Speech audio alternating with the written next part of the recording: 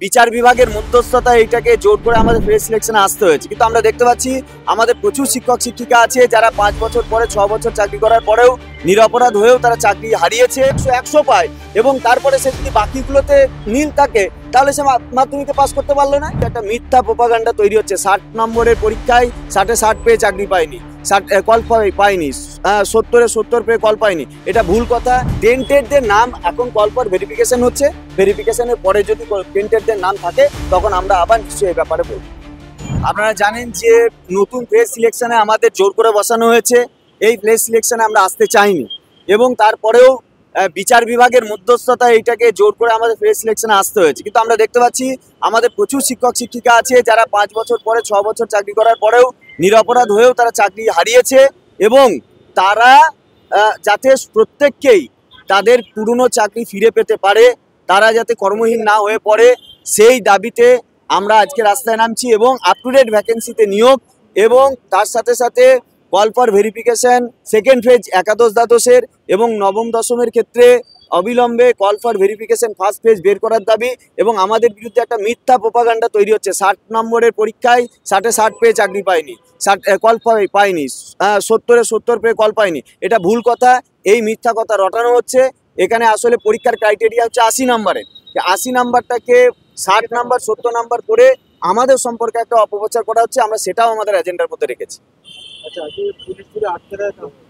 Police আটকাচ্ছে, আমাদের তো police বারবারই আটকেছে, আজকেও যদি আটকায় সে যেভাবে যেখানে যেমন আটকাবে সেখানে যেমন পরিস্থিতি হবে সেই অনুযায়ী আমরা সিদ্ধান্ত নেব। আমরা অবশ্যই বিকাশ ভবনে যাচ্ছি। আমাদের দাবি সবসময় শিক্ষামন্ত্রী থাকে, কিন্তু শিক্ষামন্ত্রী তো আমাদের সঙ্গে দেখা করেননি, এখনো করেননি, দেখা হয়নি। আমরা বিকাশ ভবন যাব, আমরা দাবিও রেখেছি শিক্ষামন্ত্রী এবং এডুকেশন সেক্রেটারি যিনি আমার সঙ্গে দেখা করতে চাইবেন আমরা দেখা করব। শূন্য পদের সংখ্যা বাড়ানোর কথা আমি কালকে শুনেছি, আমরা এটাও আমাদের দাবি, তো আমরা তো চাইছি শূন্যপদ বৃদ্ধি হোক, সেই দাবি যদি সম্পন্ন আমরা খুশি হব। যারা ফ্রেশ ক্যান্ডিডেট আছে তারা দাবি করছে যে এক্সপিরিয়েন্সের যে 10 নাম্বার দেওয়া হচ্ছে তার জন্য তারা বঞ্চিত হচ্ছে। ইতিমধ্যে হাইকোর্টে মামলাও করেছে। বঞ্চনার অনেক রকমের, মানে প্রত্যেককেই যে স্তরে আছে সে যদি মনে করে আমি বঞ্চিত হচ্ছি তাহলে সে সেরকম স্তরে যুক্তি সাজাতে পারে। ধরুন 60 নম্বরে একটা ওএমআর বেস রিটেন পরীক্ষা আর তার সঙ্গে 10 নম্বর একাডেমি, এই একাডেমিটাই কেউ 10-এ 10 পাবে, কেউ 8 পাবে, কেউ 6 পাবে।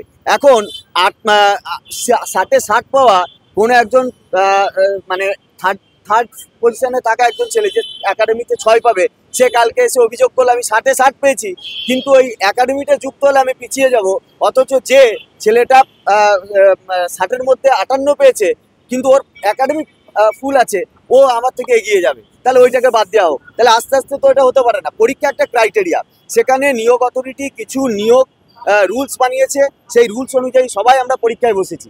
সেখানে 60 একটা রিটেন পরীক্ষা, 10 একাডেমি এবং 10 টিচিং এক্সপিরিয়েন্স, এই এক্সপিরিয়েন্সটা আবার প্রতি বছর 2 করে, যে 1 বছর চাকরি করেছে সে 2, যে 5 বছর চাকরি করেছে সে 10, এটা হচ্ছে ক্রাইটেরিয়া। এই পুরোটা সম্পন্ন করলে তবে কল ফর ভেরিফিকেশন। তাই কেউ যদি মানে মাধ্যমিক পরীক্ষায় কেউ যদি অঙ্কে 100 পায় এবং তারপরে সে যদি বাকিগুলোতে নীল থাকে তাহলে সে মাধ্যমিকে পাস করতে পারলো না, কিন্তু যে ছেলেটি অঙ্কে 100 পায়নি কিন্তু 70 পেয়েছে কিন্তু বাকিগুলোতে সবগুলোতেই সে 50-60 করে গিয়ে সে পাস মার্কসটা দিয়ে একটা পুরো ক্রাইটেরিয়া ফুলফিল করেছে, তাহলে সে পাস করে, এটাও সেই রকম ব্যাপার। ফলে এটা ভুল প্রচার হচ্ছে, এটা মিথ্যা কথা। এক্সপেরিয়েন্স নিয়ে তো প্রশ্ন উঠছে, যেখানে আদালতেও মামলা হয়েছে। আদালতে মামলা হয়েছে, এই আদালতে মামলা প্রথমেই গিয়েছে, সুপ্রিম কোর্ট খারিজ করে দিয়েছে। অরুণিমা পাল, বিকাশ রঞ্জন ভট্টাচার্য তার আইনজীবী ছিলেন, সেটা ক্যান্সেল হয়ে গেছে।